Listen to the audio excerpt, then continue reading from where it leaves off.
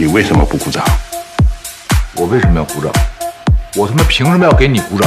我告诉你，我昨天下午刚谈成5单，我比你业绩好得多。你拿着钱你就偷着乐吧你！什么意思啊？你冷静！您是要开除我吗？您可以直说呀！你他妈的，周俊，你他妈的，你他妈的，你毫不许让人跟我说话！你他妈的，操！The man's name is Yu Huanshui. He used to be an honest man. Now he's so arrogant. It all started a few days ago. That day, he rushed to make breakfast for his children. It was so hard to finish, but his son wanted to drink milk. 余光选，昨天不是让你买牛奶回来吗？ He could only explain that he was too busy, but this excuse obviously didn't satisfy his wife. He was about to lose his temper again. He had no choice but to put down his chopsticks. He hurried downstairs to buy some milk, but when he returned with the milk, his daughter-in-law was ready to go to work. She asked him to take the kids to school. Yu Huanshui wanted to say he was late for work, but his wife had already left. He could only run home. He didn't even bother to eat breakfast. He rushed to take his children to school, but as soon as he entered the elevator, my son smelled a foul odor. It was the neighbor's dog's urine. Yu Huanshui wanted to persuade him. He should have a sense of civic duty, but she got a direct response.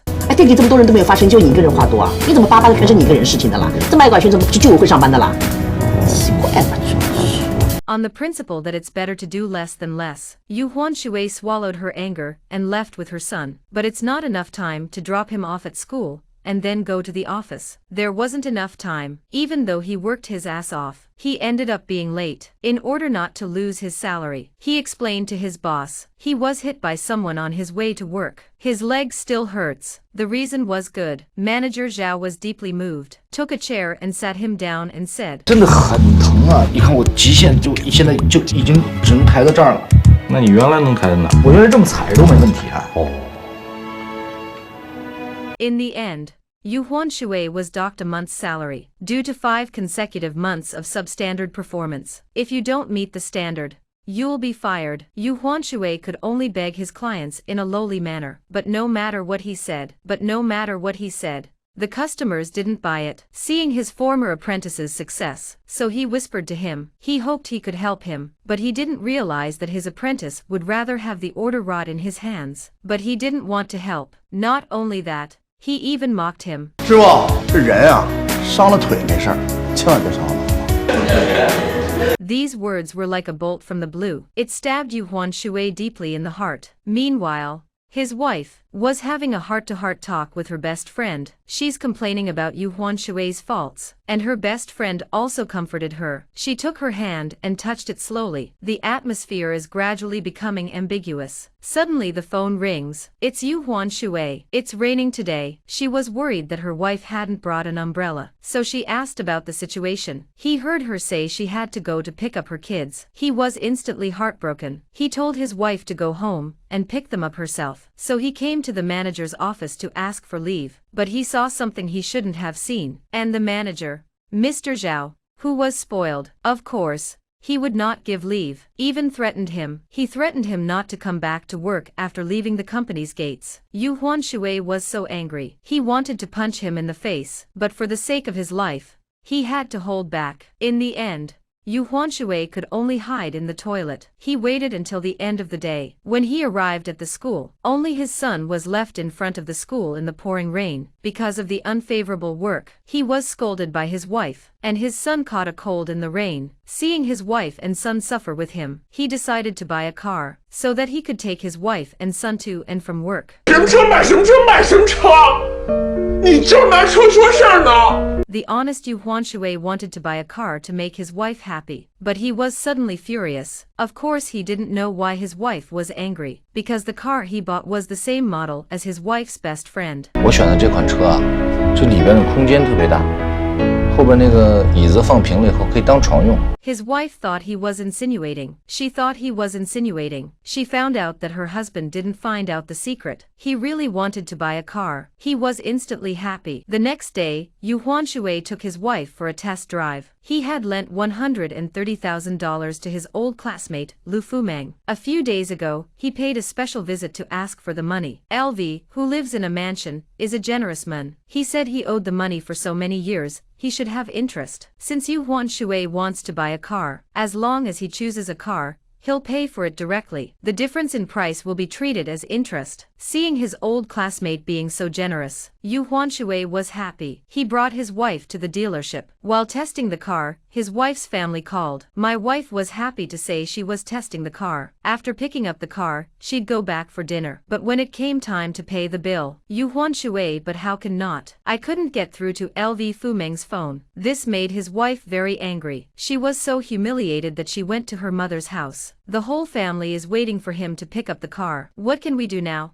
Yu Huanshui can only keep apologizing. He said Lu Fumeng might have been delayed, but his wife didn't want to hear his explanation. She got angry and took her son back to her mother's house. He was stood up and didn't answer his phone. Yu Huanshui could only go to his house and squat for him. She waited from morning to evening. Even for lunch, she had to make do with bread. She was afraid she'd miss it. Just when she was waiting for her life to be doubtful, cell phone suddenly rang.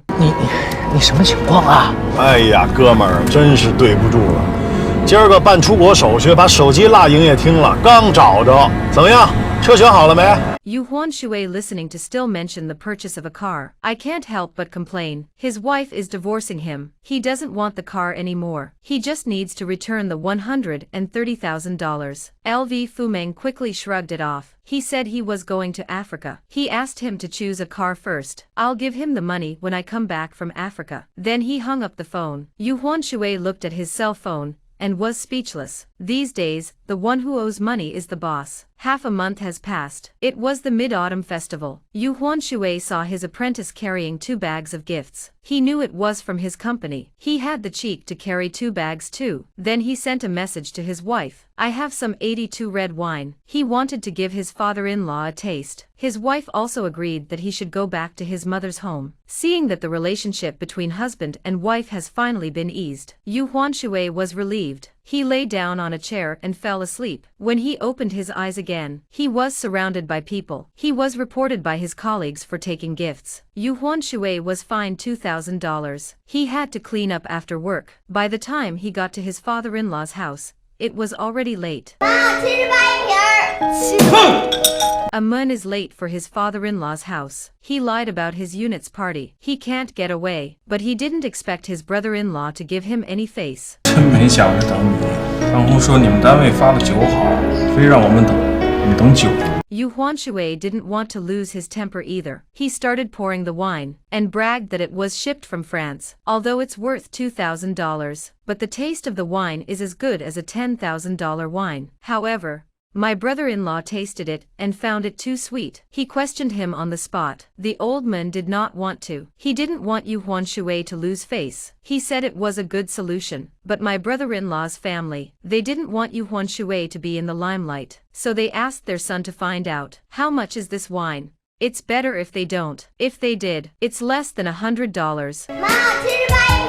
As the child shouted, the atmosphere instantly became awkward. My brother-in-law vomited on the spot. He then demanded to see how much the mooncake cost. Seeing that the matter was exposed, Yu Huanshui could only dump the problem on the company. Brother-in-law's aggressive attitude. The old man was so angry that he slammed the table. That's how he stopped the drama. Yu Huanshui's face was saved, and his wife's face was also very gloomy. After dinner, Yu Huanshui followed his wife for a walk. Asked when she was coming home, she kept saying, if we're late, there won't be any buses. But his wife didn't say a word. She gave him a deep look. She asked about the company party. Yu Huanshui didn't even blink. He said on the spot that it would be a chorus. His wife's nose was sore. Said she called the company. He was sentenced to cleaning. When Yu Huanshui heard that, he quickly defended himself. He said he was punished for being late for work. This made his wife even more disappointed, because he already knew Yu Huanshui was for stealing gifts.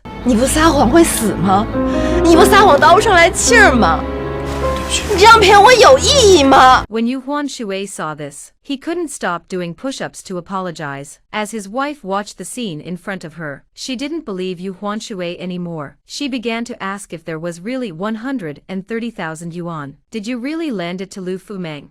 Did you really buy him a car? He was disillusioned. He was tired of his life. He looked at his wife, who was sobbing uncontrollably. Thinking about the recent events, he decided that the root of the problem was that he hadn't been able to buy a car. So he went crazy. He called LV Fumeng. He vowed to get the money back. And LV Fumeng over and over again. He said he was in Africa. 告诉你啊，你再他妈大老远的给我打那种跨国避债的电话，你信不信我跟你绝交？ Looking at the hung-up phone, Yu Huanshui walked down the street, in a state of despair. When he saw LV Fumeng by chance, he hurriedly chased after them. After seeing them walk into a karaoke bar, Yu Huanshui searched for them from room to room. Unexpectedly, he bumped into the scene where the three bosses were dividing up the loot. Although he didn't hear anything, the three of them were in a panic. Yu Huanshui casually explained that he was looking for a friend. He nodded and left, but he looked around and couldn't find them. So he went back to the leader's room. He